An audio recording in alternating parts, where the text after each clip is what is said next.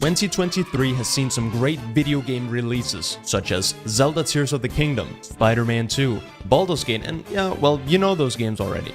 That's why I'm going to tell you about 6 games from this year that if you have not played, you most definitely should. And I'll start out with the bonus game, because I'm gonna cheat a little bit. Because technically, this game's been out for 10 years. Wait, don't leave.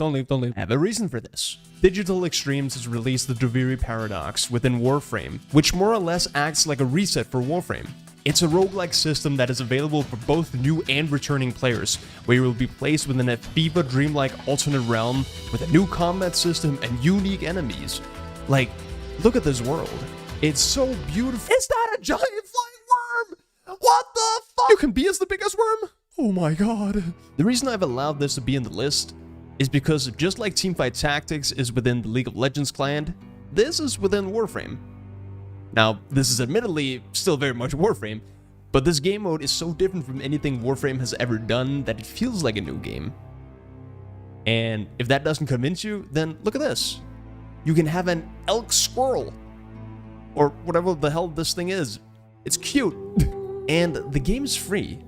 So what's stopping you from checking it out, right? When I saw that Party Animals was getting released this year, I damn near started celebrating as if I'd won the NBA Finals. This game fulfills every fantasy I've ever had of hitting a WWE move on my friends as a stuffed animal. Wait. Claymore! Claymore! Claymore! Like, what more do you need in life? Originally, Party Animals was just a short battle royale where you throw each other out of the stage, but has evolved into more of a Mario Party minigame gauntlet meets Pummel Party. You have everything from football or soccer to ice hockey to capture the block? I don't know what this is, to be honest. It is honestly some of the most fun you can have with your friends, or even if you decide to queue up alone, though co-op is the recommended choice. And if you are in need of playing or talking about video games, then you might have noticed that the Party Animals footage was captured on my livestream. So if you want to stop by any of the streams, make sure you guys check out the link in the description and join in the fun.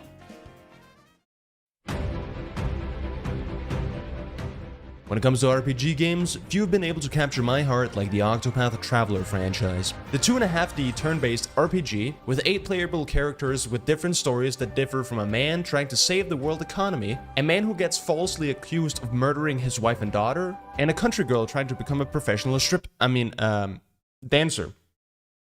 She likes dancing. And many other cool characters. As mentioned, the combat system is turn-based, with every enemy having an unknown weakness until they are scouted or revealed through attacking with a weapon or element that they are weak to. You can learn these skills and abilities through leveling up and finding secondary jobs. Secondary jobs basically mean that a certain class can learn abilities and skills from other classes to customize your team's needs. Now, as annoying as random encounters are, the real highlight of Octopath Traveler 2 is the same as its predecessor, the boss battles. There's just something about pulling up a giant lizard and beating it. Oh wait, that's not a boss. I could have sworn I had a clip of a boss. While I look for the clip, you can click the timestamp if you want to avoid spoilers. It was around here, so oh, there it is. This is a boss! This is the literal land god that sleeps in the goddamn core of the earth, like holy shit! Not only will you be able to have awesome and strategic battles about optimizing when you break your enemy's guard, but you'll also evolve as you get closer to your characters throughout their stories. Although not all stories are on the same level, I do feel like, unlike the previous installment of Octopath, there are no flat-out bad stories in this. Just stories that are noticeably stronger in their writing. That said, although I would recommend you try out the first Octopath Traveler, OT2 is a standalone game that can be played without having played the previous game, but you will miss out on a few Easter eggs and cool callbacks. So, if you want to get into RPGs, then Octopath Traveler is a strong recommendation. Midnight Arrow is a 2D platformer that you can compare to the likes of Celeste, except instead of a dash that you need to use for pixel-perfect platforming, you get a bow, some arrows, and puzzles. Initially, that doesn't sound and look too exciting, until enemies start shooting shit after you, like, why do these cute 2D bats push me off the goddamn platform? Get the hell away from me!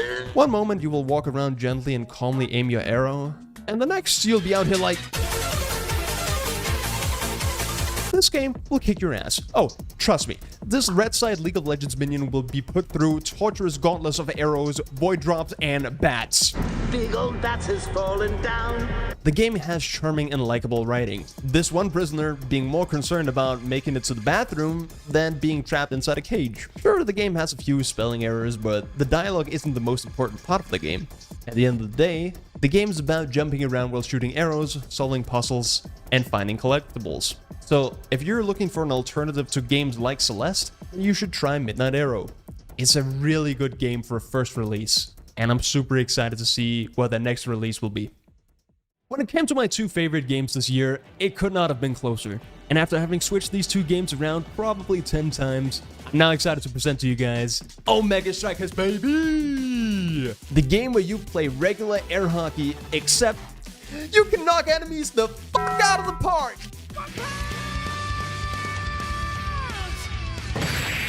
You play a 3v3 with a goalie and 2 outfield players.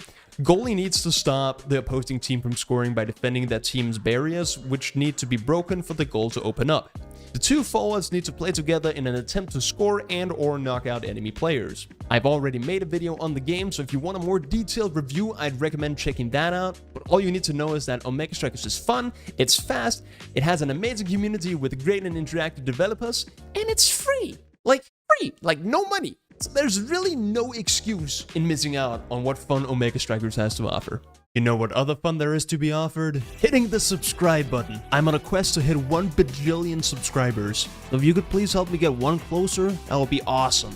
Alright, sorry. Last game. As mentioned, making this decision was a close one.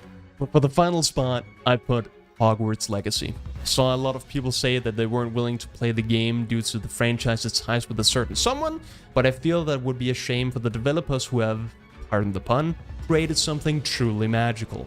A lot of us have grown up watching and reading the Harry Potter books, so there's something special about being able to interact with Hogwarts, Hogsmeade, the world around it, and Professor Garlick.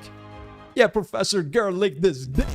See about them plants, well I've got the seed to supply. The professor wants me to get stuff from the other room, but I'm trying to explore her chamber of secrets. Expelliarmus, but I'm trying to Expelliarmus. Okay, that one might be a bit too far. Oh yeah, the game's good as well, forgot to mention. Hogwarts Legacy provides a seriously decent story with great animation, at least for the main story quests.